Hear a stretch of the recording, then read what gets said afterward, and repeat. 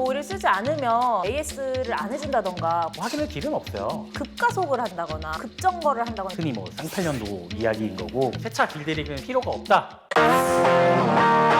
안녕하세요. 자동차에 대한 모든 썰을 풀어보는 시간 3회를 같이 했던 최영무 전문가님이 자리해 주셨습니다. 오늘 주제도 굉장히 세고 핫하고 논란이 많은 그런 주제로 정했습니다. 신차를 기들여야 하냐 말아야 하냐 요거에 대한 건데요. 저도 주변에서 가장 많이 듣는 질문이기도 하고 유튜브 보면서 가장 많이 나오는 질문이기도 하더라고요.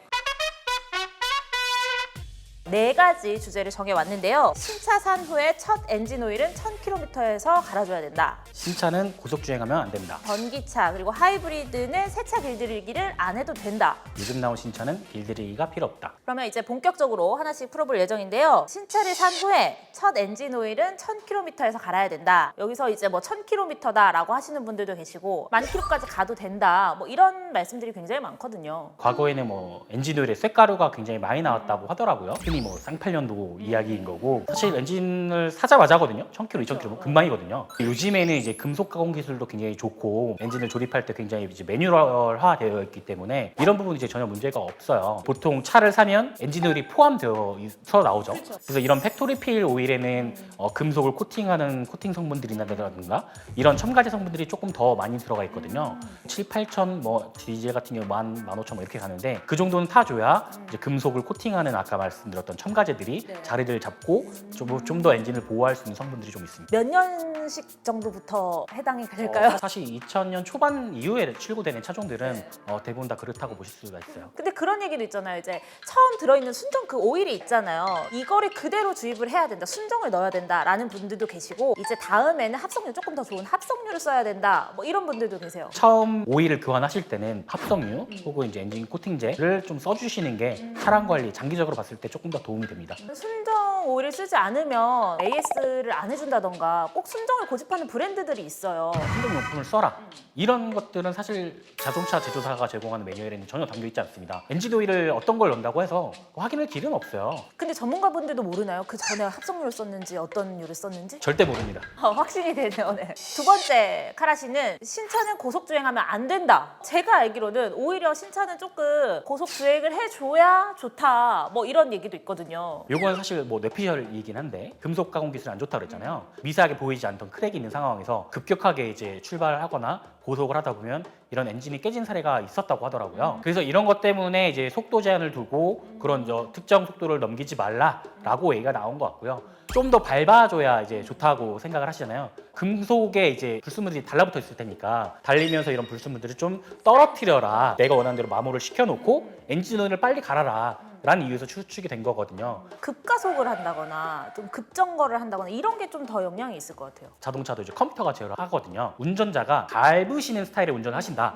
혹은 정수 연비 주행을 하시는 스타일이다를 컴퓨터가 기억을 해요. 학습값이라고 하거든요. 운전자의 스타일을 학습을 하기 때문에 그런 학습에는 영향을 줄 수 있습니다. 전체적으로 봤을 때는 급가속이나 급간속을 하게 되면 관련된 부품이나 이런 것들 수명을 줄일 수가 있기 때문에 피해 주시는 게 좋을 것 같습니다. 중고차를 사면 내가 원했던 주행 스타일이 아닌 경우가 굉장히 있어요. 저는 보통 중고차를 사면 메모리 그 학습값을 리셋 시켜주거든요. 일반인도 그걸 할 수 있나요? 일반인은 할 수 없겠지만 뭐 단골 정비소를 가서 요청을 하게 되면 학습값 리셋하는 거에 대해서 별도의 비용을 받거나 그러진 않습니다. 리셋을 한 번씩 주기적으로 해주는 거는 차량 관리에 더 도움이 됩니다. 세 번째 카라시는 전기차와 하이브리드 세차 길들이기가 필요 없다라는 내용인데요. 이제 전기 베이스다 보니까 관리 포인트의 핵심은 배터리예요. 뭐 핸드폰이나 뭐 이런 가전제품도 마찬가지로 배터리가 한 번 방전되면 그 효율이 급격하게 떨어지거든요. 새 차를 사시게 되면 배터리를 100%까지 충전을 하시고 타시는 걸 권장을 합니다. 처음에 이제 완충을 하지 않고 타다 보면 배터리를 컨트롤하는 컴퓨터가 이 배터리는 이 정도가 이제 최적의 맥시멈이구나. 그거에 기반하여서 이제 출력을 만들다거나 이런 형태를 만들거든요. 그래서 처음에 100% 충전을 하시고 타셔야 학습값이나 이런 데에서 좀 영향을 줄 수 있습니다.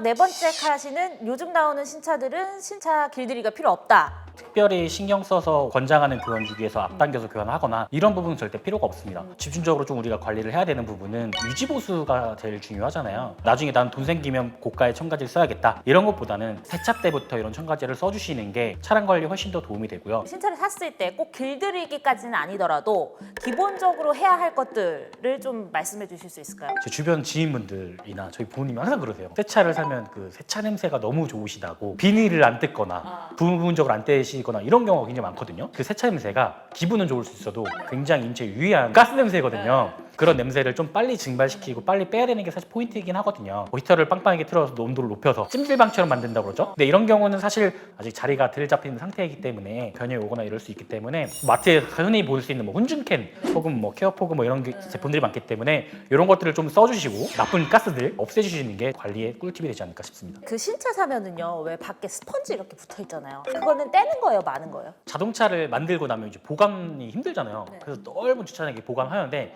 그 당시에 이제 옆차에 스크래치 나지 말라고 제조사가 붙여놓는 거예요. 아시다시피 이제 하얀색이 너무 이제 볼품 없어 보이잖아요. 그래서 그런 것들은 이제 빨리 떼버리시고 밖에서 파는 이제 귀여운 이런 문콕 방지 제품을 쓰시는 것이 더 낫지 않을까 싶습니다. 그러니까 세차니까 이제 예방 차원에서 하는 것들이 훨씬 좋다라는 말씀이신 것 네. 같아요.